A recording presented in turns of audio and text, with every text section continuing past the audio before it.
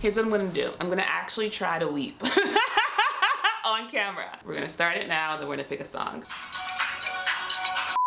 These are real tears. And these are tears of joy. So in this video, I want to talk about this thing that I can do now that you can do too, which is to elevate your state of emotional presence to the point where you are crying literal tears of gratitude and joy. Now you may be like, okay girl, but why would I want to do that? And that's a great question. And it's because of questions like that that I really love you, you sexy subscriber you. The reason you want to do that is of course for manifestation reasons. Why do we do anything? We do anything because we want to create a life that we love, right? If you know anything about manifestation, you know Neville Goddard and you know that feeling is the secret. It's not about thinking through it. It's not through repeating affirmations. It's not through vision boards and planning. All those things can help, but what actually helps you create your life is the emotional feeling. It's the resonance, and it's in your body already thinking that it has what you want. You're not in lack, you're not in scarcity, you are in vibrational alignment to the thing you want. If you had the thing you want, you would feel so grateful, you would feel so happy, you would feel so joyful. As we practice that experience in our body, we become a vibrational match for all the things in our lives, not just the things that we have already consciously thought of that we think we want. Anything in our life that would bring us joy and happiness, those are the things that become attracted to us when we master the practice of connecting to this deep sense of gratitude. Let's talk about how you can actually do it. And like all things in life, you want to find a process that works for you. What I do first is I actually start with imagery. Like I'm a visual person, I'm a visual learner. I think about the images that make me feel deeply, deeply loved, appreciated, cherished, grateful. And they can be things from your own life, your own experience. They can be things you just imagining, you know? They can be things you've seen on TV. And one thing I thought of was those videos of like soldiers coming home from the war and they surprise their kid at kindergarten. The kid is just like so happy and also just sobbing, you know? For me,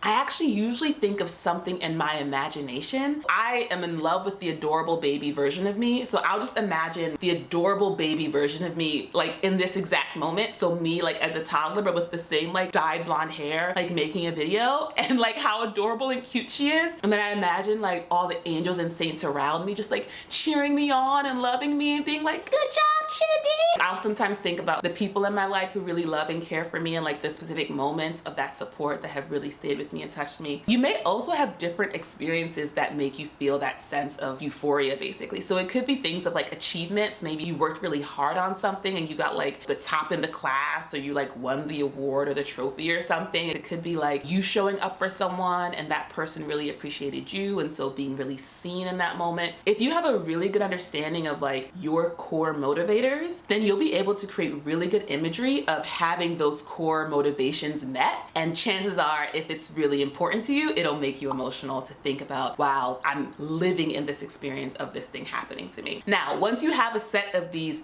experiences, these memories, you then want to find music. You want to find vibrations, literally, that evoke those memories in you. I literally created a playlist of the songs that when I heard them, they just like resonated with me. Often it's not so much even about the lyrics, it's about the feeling of the song. And it can also even be about the time in my life when I heard the song. So I was listening to like The Shins last night. I found out about The Shins from that movie Garden State, and I haven't like listened to some of that music since then. So I was listening to this music on Spotify and it was making me emotional because I was thinking about, you know, teenage version of me and just feeling just a lot of love for her, and that's what sort of got me to this elevated state. So it could just be the song feeling, or it could also be the lyrics. There's certain songs, especially songs about love, like there's a Lady Gaga song called The Cure, and it's about, you know, her probably in a romantic partnership talking about basically being a mama for her man, which is a separate thing, but lots of like, I wrote you this lullaby, I'm always here to love you. I hear that song and I imagine it's coming from God. I imagine it's coming from Jesus and like the spirit, the divine,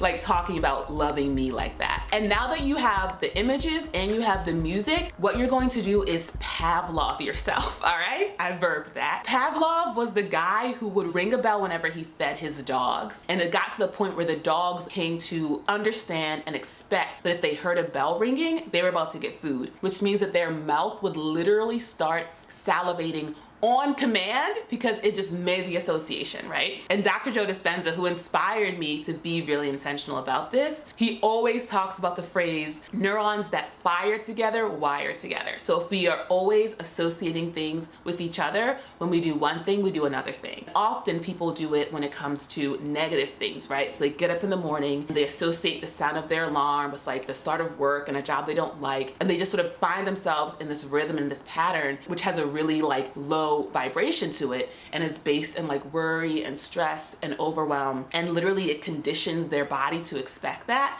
So when they try to do something different, literally their body is craving that feeling because it's like, what are we talking about? It's 3 o'clock. We have our meeting with so-and-so and that's when we get mad. So what do you mean you're gonna try to be happy? No, that's not what we do here. So you have to be so intentional about shifting your energy into this new way of being. So you are going to Pavlov yourself, right? So you're gonna put these songs on, you're gonna listen to them, and you're gonna connect to these high states of gratitude and emotion through these memories that you've identified, or these imaginary scenes that you've identified. And what happens, and it is the coolest thing in the whole wide world, is you get to the point where you can just hear the song and you will start to cry. Like you will literally connect to this emotion of like, I'm so grateful, I'm so happy, I'm so blessed, I'm so supported, I'm so loved.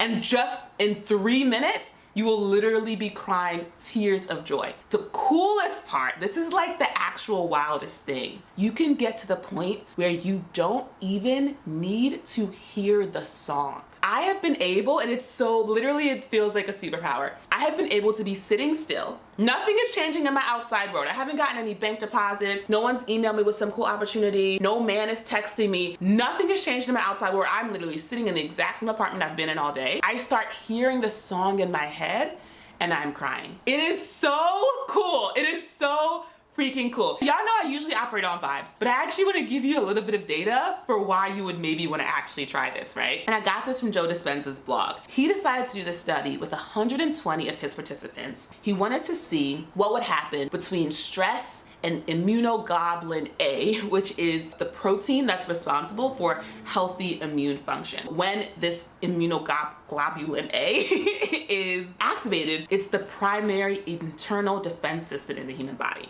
And so when stress goes up, A goes down, basically, right? Because they're inversely related. So he had 120 folks. He asked them to practice feeling these elevated states of love and gratitude and joy for 9 to 10 minutes, 3 times a day. And it was over 4 days. At the end of the retreat, participants' cortisol levels had dropped by 3 standard deviations. In the research world, if something changes by like 1 standard deviation, that's a really big deal. So 3 is like very notable. And their immunoglobulin A levels jumped by 49.5%. So literally almost 50% jump just from feeling these elevated states of emotion. This is not a change that happened in their internal body because they stopped having bills to pay, they left some relationship, they quit some job, they moved cities. Nothing changed in their external, but they were able to change their internal with this practice. I started doing this practice fall of last year, and I have started to like work with this dope consulting agency, and I've like, started working with these cool coaches who have helped me really improve my business, and like,